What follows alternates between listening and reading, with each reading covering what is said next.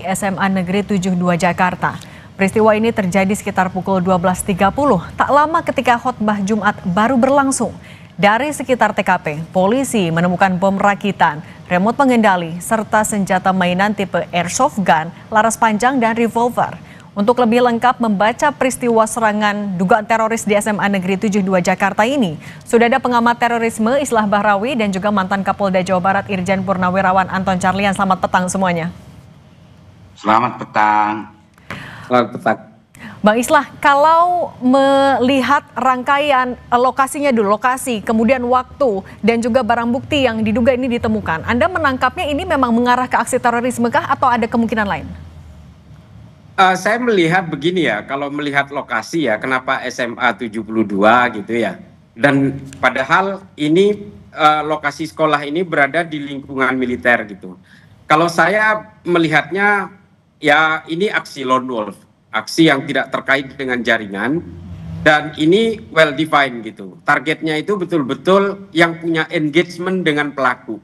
Saya kira juga penyidik yang melakukan proses lidik hari ini, Densus dan Polda Metro ya, itu pasti akan memulai dari situ. Apakah pelaku ini punya engagement, punya relasi dengan lokasi ledakan?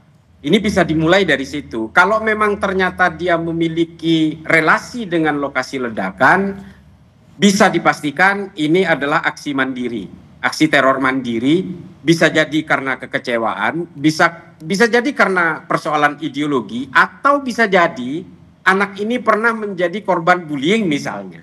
Ini akan menjadi bahan pendalaman bagi penyidik yang sedang berada di lapangan. Tapi pada intinya adalah, kalau saya melihat bahwa belakangan ini tren dari kelompok-kelompok sayap kanan atau kelompok konservatif di negara manapun di dunia, terutama yang menyasar anak muda, memang sedang mengalami peningkatan.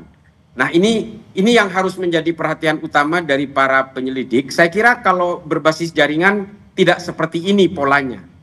Kalau jaringan itu akan sangat terstruktur, rapi, dan mungkin tidak ada ledakan-ledakan prematur yang tidak direncanakan oleh pelakunya. Dan apalagi senjatanya airsoft gun. Kalau berbasis jaringan tidak akan menggunakan airsoft gun. Dia akan menggunakan alat-alat teror yang lebih serius dan bukan justru airsoft gun ya. Dan apalagi di dalam airsoft gun yang beredar secara visual itu ada beberapa message-message yang tertulis di situ. Jadi kita sebenarnya bisa melihat arah ideologi anak ini seperti apa. Wawasan apa yang dia kuasai, sehingga kemudian dia bisa melakukan aksi teror seperti ini di SMA 72 itu. Saya kira sementara itu saja sih yang saya bisa berikan sementara ini. Oke, kalau dari Pak Anton, berkaca dari pengalaman penanganan kasus dugaan terorisme juga Pak Anton, kalau seperti ini, ledakan baru saja terjadi siang tadi, polisi sekarang fokus apa saja? Ya, kalau saya lihat ini terjadi ledakan di masjid seperti dulu kejadian di Cirebon, ada ledakan di masjid. Dan di sini saya lihat, saya beberapa kali, hampir lebih dari 10 kali menangani TKP. Nah, harus segera ditunjuk manajer TKP. Jangan sampai nanti ya semua orang bisa masuk, dan harus orang-orang yang betul-betul bertanggung jawab.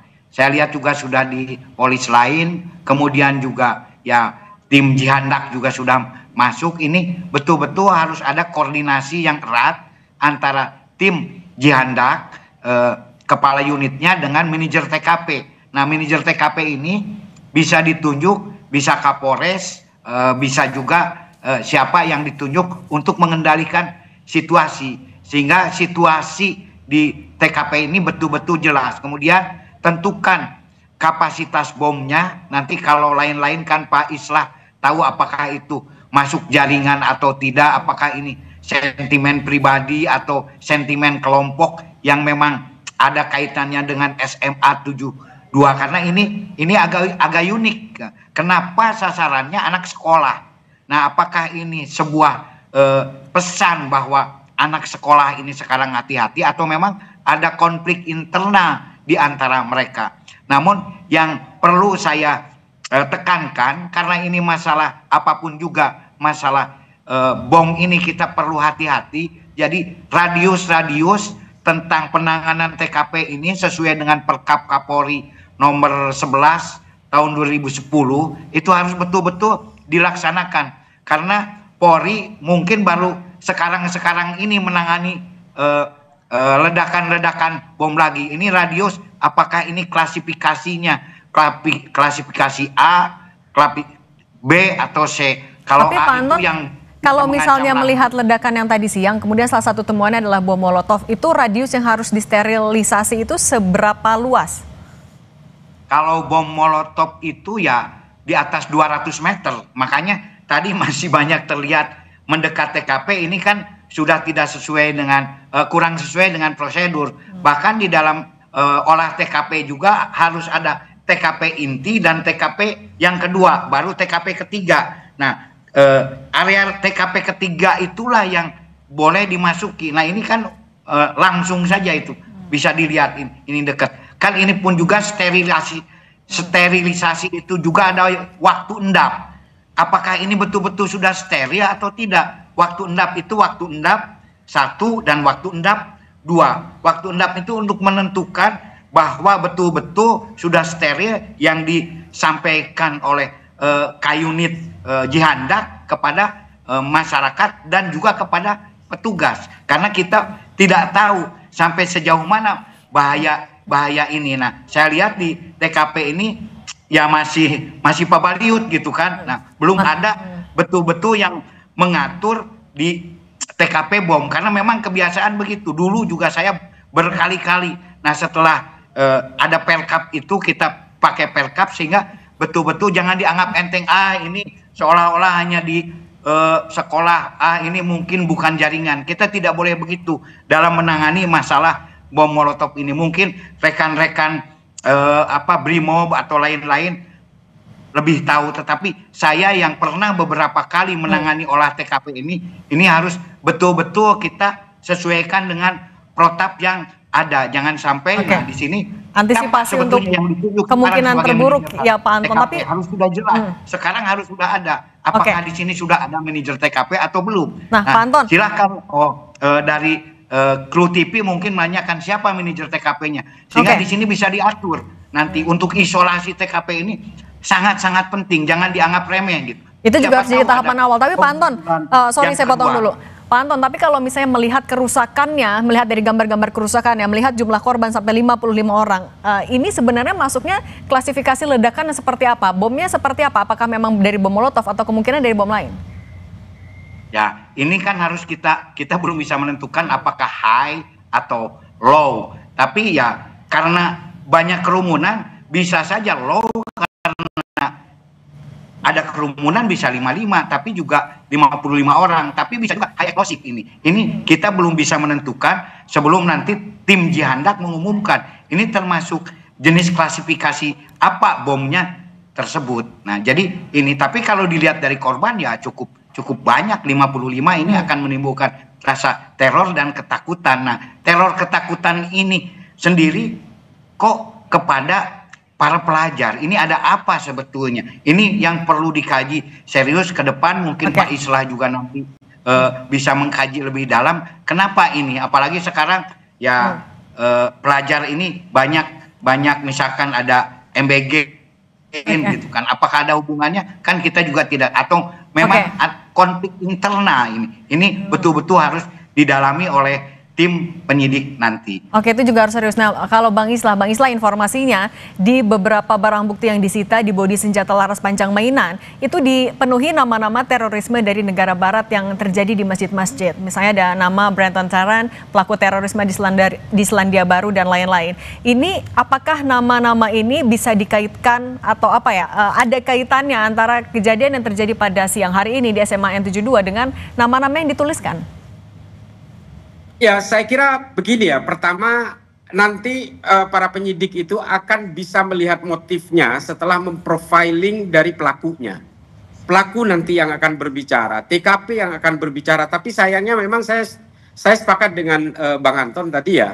TKP itu sangat sakral dalam satu kasus teror, karena TKP nanti yang akan berbicara banyak. Sayangnya saya lihat tadi airsoft gun itu juga sudah dipegang oleh petugas pakai baju loreng yang tidak memakai sarung tangan dan sebagainya.